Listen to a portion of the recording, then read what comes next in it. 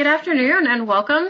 Today's webinar focuses on virtual training guidance for Best Plus 2.0. So this webinar is designed for certified Best Plus trainers or those who are authorized to train new test administrators. If that's not you, we think you might find today's presentation useful. But if you're interested in finding training opportunities for your program, we welcome you to contact us directly, and we're happy to work with you on that. Today's guidance will really focus on procedures and guidance for those who are certified trainers already. We'd like to welcome you. My name is Meg Monty, and I work at the Center for Applied Linguistics as the Director of Performance-Based Language Assessment. So I oversee aspects of our test development and the operational program. And I'm joined today by two colleagues. So Katie, I'll ask you to introduce yourself. Welcome everyone. I'm Katie Beckman-Gottridge. I'm the Associate Manager for Best User Support. Thank you all for joining us. Right. And Remy. Hi everyone, my name is Remy Oyobi and I'm the Customer Support Assistant here at Cal. Great, thank you both. So if you email or call us, chances are you will speak with Katie or Remy. So as we get started, I'd like to provide a little bit of background on our assessment, Best Plus 2.0. This is a performance-based, face-to-face oral interview, and we are also providing accommodations for this to now be virtual. So Best Plus 2.0 can now be given face-to-face or via video conferencing software. And we gave a presentation yesterday about that and have guidance related to administering the test remotely.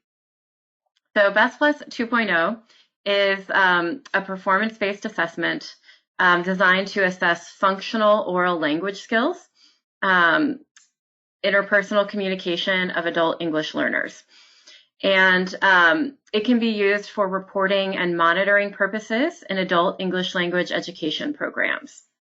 So this is approved for use by the NRS.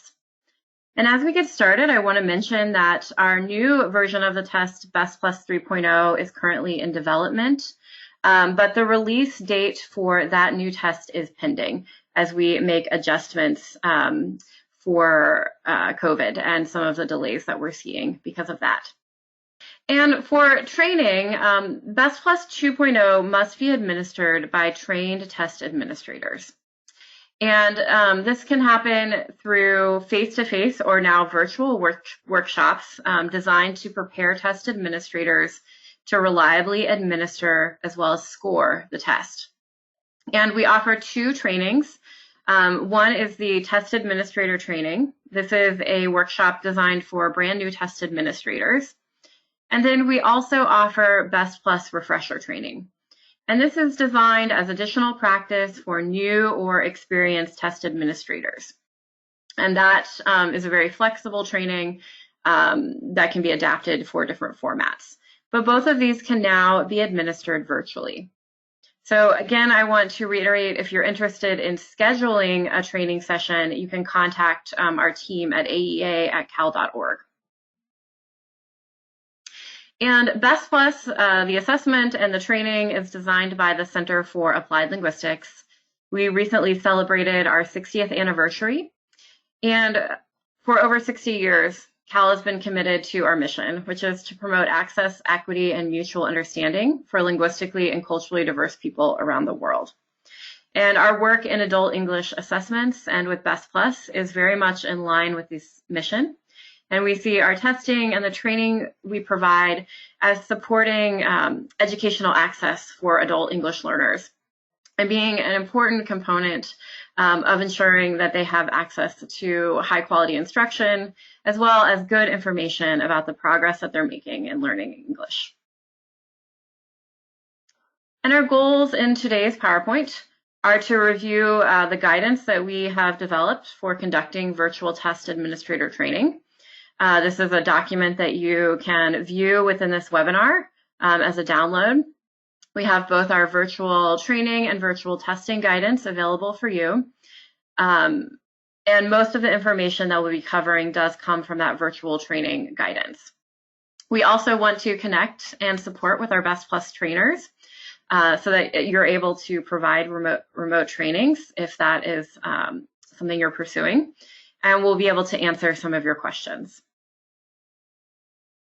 So here is a brief overview of the topics that we'll be covering today. Let me start by talking about virtual training. So the virtual Best Plus Test Administrator training, which is the training for new test administrators, must be conducted by a certified Best Plus trainer. So that is someone who has gone through the CAL training to become a trainer. And we recommend strongly conducting this test administrator training as a synchronous workshop using a video conferencing or webinar platform. So something that is conducted live. And for a virtual training, the goals are exactly the same as what we have in a face-to-face format. We're preparing participants to administer and accurately score Best Plus 2.0. And an important component of that is providing an opportunity for practice of test administration and scoring. This is an opportunity for test administrators to ask questions and get feedback from an expert trainer. And just like face-to-face sessions, virtual sessions should be interactive with lots of time for question and discussions. So I'd like to talk about recommendations for how to schedule these. Best Plus training for new administrators is typically a 6-hour face-to-face workshop. You can certainly conduct a virtual training for 6 hours. However, I would recommend, if feasible, to look at breaking that up into 2 3-hour sessions on separate days. Those should be conducted, ideally back-to-back on 2 different days, a Monday and a Tuesday, for example, but certainly within close proximity of each other. But I think that given the information load and attention spans in a virtual environment, that the ability to break that up into 2 sessions is preferable, if that's possible. And if not, if you're conducting a single 6-hour training, would certainly recommend as much interactivity as you can integrate through chat or video features or discussion rooms, and to build in plenty of breaks so that people are able to participate fully and process the information that they're receiving. As I mentioned earlier, our refresher training is very flexible. This is a kit that can be used as a self-study tool, so individuals can use that individually if they've already gone through initial training, or it can also be delivered as a workshop for trained test administrators. And this can be a single day or multiple sessions. The time can really depend on what you have available and how you would like to use those materials. So we think the refresher in particular is a good tool to adapt to a virtual context. So as a trainer, you'll want to select a video conferencing platform to use for the training. And we don't recommend anything in particular. We know that different programs and areas have access to different platforms, but we do provide some considerations that are helpful to think through as you select a tool that's right for you. Think about, does this platform allow for chat functions and screen sharing? That can be very important. What technology or devices do your participants have available to them, and how does the platform work in that context?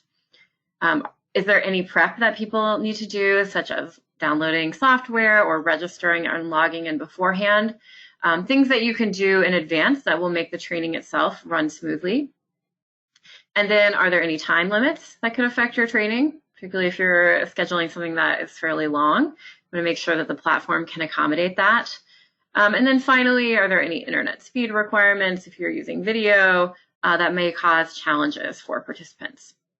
We strongly recommend that you conduct a practice session of the virtual training to ensure that technology and procedures work as planned. Communicating in advance as much as you're able what participants need in terms of microphones, headsets, video capabilities for your training.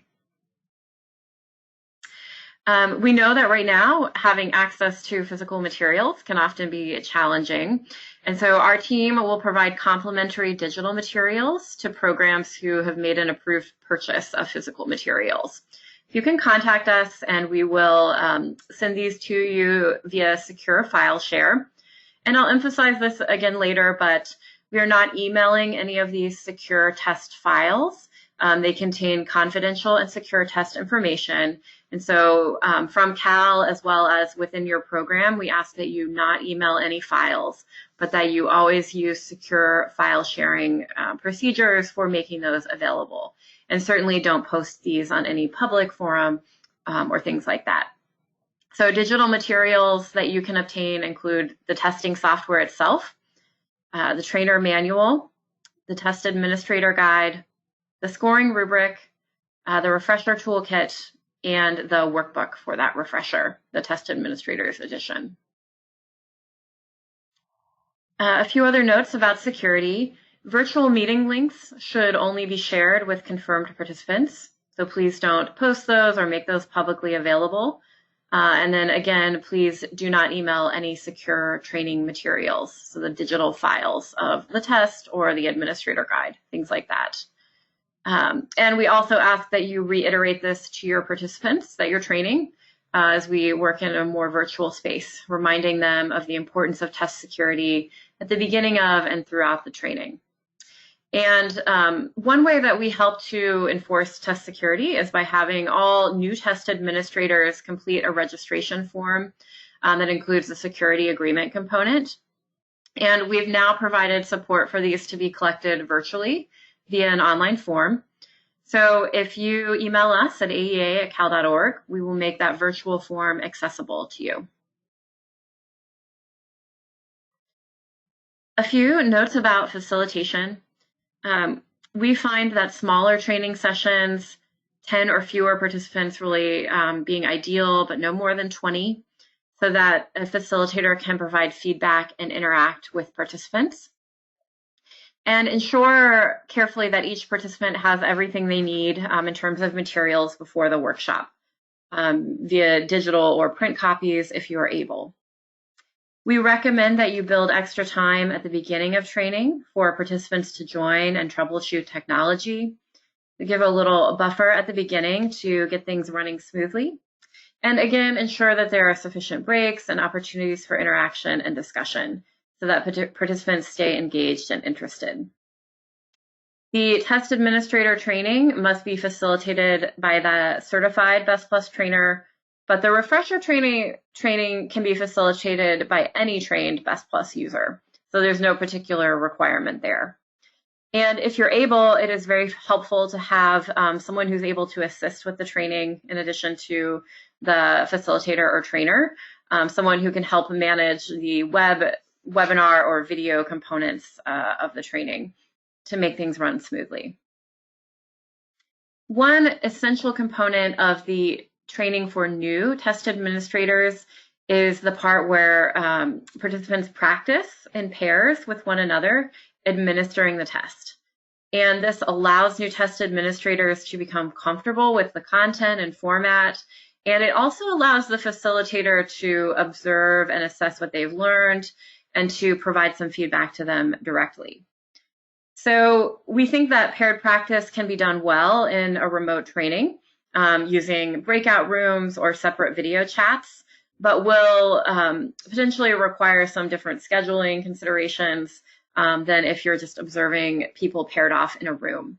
So you may need to schedule 30-minute blocks for paired practice with participants that you can then join them digitally and observe them. But we do recommend and say that you should observe these paired trainings as part of the virtual administration. Okay, and then in addition, if you are doing a virtual administration or training, you may want to fairly soon after that provide the refresher training just as some additional practice for your new test administrators to help them get acclimated since they won't be trying out the test face-to-face necessarily for a while. Registration forms and evaluations are conducted at the end of training. Again, we'll provide that registration virtually in a digital copy, and we also have digital evaluations now available. So you can contact us and we'll send you the links to those online forms.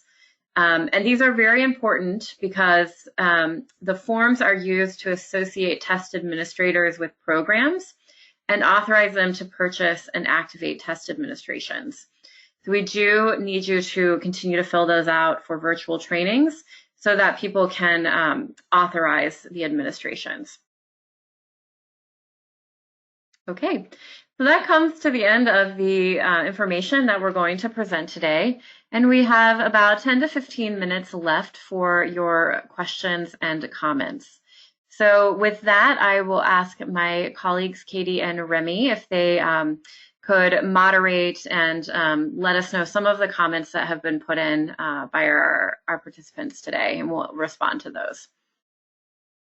Yeah, there's been a robust discussion, and I've been trying to reply to folks individually as well as some public facing, so I'll just go over a couple of them. One asked about lag time with video, and that's a great point to bring up. Thank you to our folks in Pennsylvania. Lag time is something to consider as you're testing out all your technology. You know, if you've used that device before and you're playing a video, for example, for yourself, you're able to see that it should be fine because it's going to be based on the speed of your machine for your own experience. But then once it goes over the internet to a wider audience, there may be lag because of connectivity or things like that. So that is something to consider. Yeah, I think if you are experiencing issues with that, one thing you could consider is making the videos remotely accessible via a central site, again, secure for folks, and then instructing them to watch the clips and come back to the training. Hopefully, in any tryouts that I've done, we've been able to get the video working through screen share without much lag, but that would be an option if connectivity is a major challenge for your training population. Another person asks about the links that Cal is providing, if they are able to share those links with their test administrators. And absolutely, if you're providing the direct links that we give you, that is the appropriate file share type link to give to a test administrator to then download things like the software, the rubric, and the test administrator guide onto their own devices. Yes, we typically do put an expiration date of a couple of weeks on those download links, so you would just need to make sure they're used in a timely manner or communicate to us when you would be using them so that we can make sure they continue to be accessible. Yeah, for folks who emailed us for materials early on during social distancing, we have two different file share options, and we transitioned to OneDrive. So those links are going to remain the same for the duration going forward. And I from that new site, I now have the ability to change the expiration date. So as news and decisions and policy are made about how long Cal staff are working remotely, we'll edit that expiration date so that materials can still be available using the same link and there's less runaround for everyone. There's a question from Janet about, has there been any thought about enabling self-study for the refresher training? And there are actually three options for the refresher training. It can be done as a self-study. If you were to give it as a self-study to a test administrator, they would need access to the DVD, the videos, and the test administrator's edition of the workbook to follow along with the videos and then complete one of the three scoring activities. So you would have to assign one of the three scoring activities as well. But that said, I think many of us trainers are familiar with facilitating it as a workshop, and the workshop can be done with less of the breakout sort of activities in as little as 3.5 to 4 hours, or facilitated as a 6-hour workshop. Yes, thank you, Katie. And I want to add to that. So this idea that you can use it for self-study using the digital files, which Cal will provide you, and that's an option. We are also currently working on the possibility of making that available as an online course, so that people could have paid registration, same materials, just a little bit easier format. So I would love to hear from you if that might be of interest. And then also looking at running some regular refresher trainings from Cal so that people could register through us, having those periodically as an opportunity. So if you have any feedback on whether your programs would welcome that, we'd love to hear from you. And then there's a question about could the refresher materials, I'm sure you're thinking about the scoring activity, be a fillable PDF? And this comes from Hannah in Pennsylvania. Hannah, I linked in our chat to the webapp.cal.org/scoringacts. So while it's not a fillable PDF right now, to ease scoring, test administrators can record their scores, submit them to you through whatever means you need, and then the scores can be entered so you can get a score for their performance to see how calibrated they are immediately. So while the form is not a fillable PDF, it can be entered pretty efficiently so that you don't have to go line by line to hand score. Mm-hmm. Yeah, but that is a good note that we could look into possibly making that into a fillable document. We can see if that's something we can accommodate. Okay. Yeah, Hannah also asked if they can embed the video within their LMS rather than playing it live. And that's definitely one of the options that Meg just noted. If you have a place where your trainees can view it more centrally, that they can access, then that's totally appropriate, especially for the refresher. Yeah, as long as you can meet reasonable security requirements and ensure that the video is not going to be out there in a more public way, then I think that we would support that and as an option. Yeah. And Wendy asks about our forms that we collect at the end of training. So how will the digital registration and evaluation forms work? How are they collected? We'll be using SurveyMonkey to collect those data points, and essentially following this training or this webinar, or if you have emailed us already, we've been providing links to any sort of training materials that trainers might need. So the full set of materials is only available to trainers. For anybody who's a test administrator or a program contact, we're providing them with 3 things: access to the software, access to the test administrator guide, and access to the rubric. But for trainers that are going to have more materials, we'll also have links for the forms, the trainer's manual, the refresher materials and videos, anything that you would need to deliver a training. We have a set of links ready to provide to trainers. But essentially, the same process for trainers. Please notify us when you're going to be hosting a training, give us feedback about how it goes via email, but then anybody that you approve of as a test administrator, you would provide the links to the test administrator registration form. Anybody you do not approve of, just don't give them a link to the form and coach them separately. But everyone can get the evaluation link as well. And we'll be checking that regularly to make sure we get those people into our database so that they can activate their tests. Okay, how would you track how many tags were ordered and how many were requested online? Great question, Luba. Essentially, anybody who needs materials, as Meg noted, they can order through the Cal store, and we'll provide digital links to new clients, new customers. Anybody who is an existing client, we'll provide them links to the test administrator guide, rubric, and software as a matter of service for this time. So just scrolling down to some more questions. Do you foresee this virtual training model to continue after the COVID crisis is over? Great question, Wendy. I'll pass that to Meg.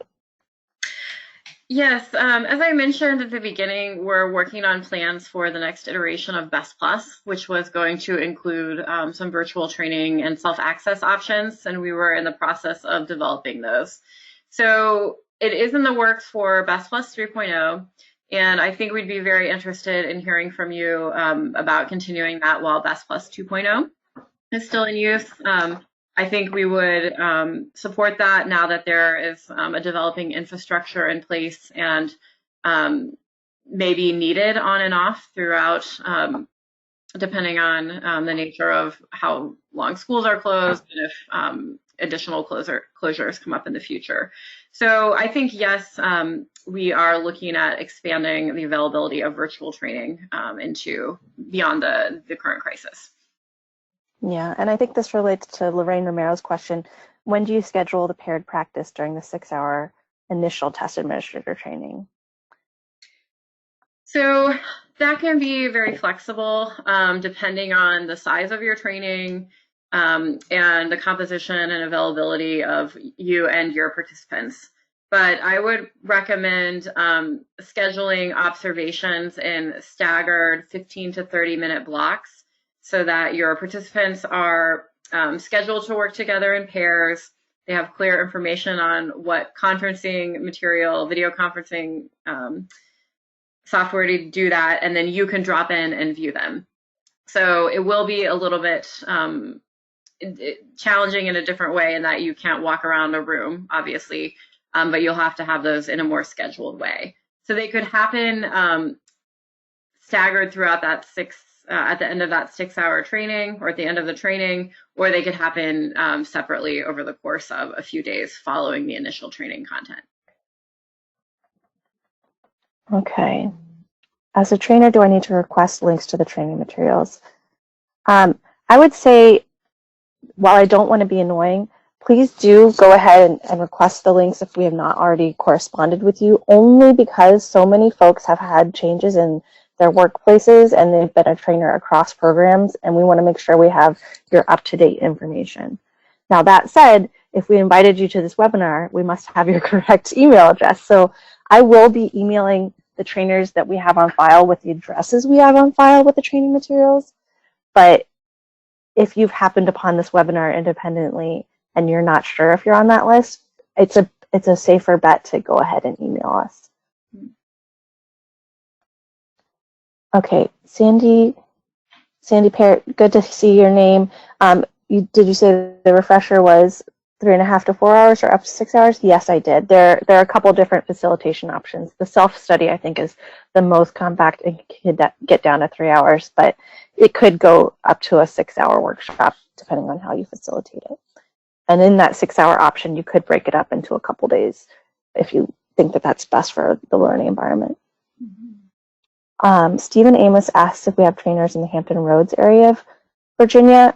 I think the closest would be Rappahannock, and I believe Marie Foster is the trainer in that area. And Stephen, if you just shoot us an email to aea@cal.org, we'll put you in touch with all the trainers we have in Virginia that we know to be active, and they can work with you directly to see who could provide a training soonest. Because right now, maybe the area doesn't matter if it's going online. Yes, and that said, go ahead. Go ahead. I was going to say our trainer agreements currently request that trainers only train within the state that they have been approved in. But if you get requests from outside of your area, please do let us know, and I'm sure we can accommodate you. Yes, and with that, I want to say as we come to the end of our time today, if you are looking for training or need help setting that up, we'd love to hear from you. You can email or call us. We're maintaining normal business hours even as we're remote, and we can support you in that. And we're also looking at providing, as I mentioned, some regular training options from Cal that people can register for. That would be virtual offerings. So if you are going to give a virtual training for your area or state, we would love to hear from you so we can support you on the front end. And also we'd love to know what worked well for you and what recommendations you would have for the future, if you'd be willing to provide those. I know this is a time where lots of things are new and everyone is having to be flexible and to adjust quickly to changing situations. And I just want to say thank you to all of you for the work that you do to continue to provide high quality language services and assessment to adult learners, even in a continued virtual environment. Really appreciate that, and we are so glad to work with all of our trainers. It's been wonderful relationships over the years with all of you and with our best team. And so we look forward to hearing from you and to getting your feedback. And if we were not able to get to your question today, I'm sorry about that, but we will have a log of all those questions and our team will follow up with you. But you're also welcome to email us or give us a call. So thank you so much, everyone, for joining us today. It was wonderful to hear your questions, and we certainly appreciate those. And we wish you a safe and healthy weekend. Thank you all. If you do need the PDFs, they are linked under the handout section in your control panel. But also feel welcome to email us. We're happy and privileged to serve you. Okay. Thank you, everyone.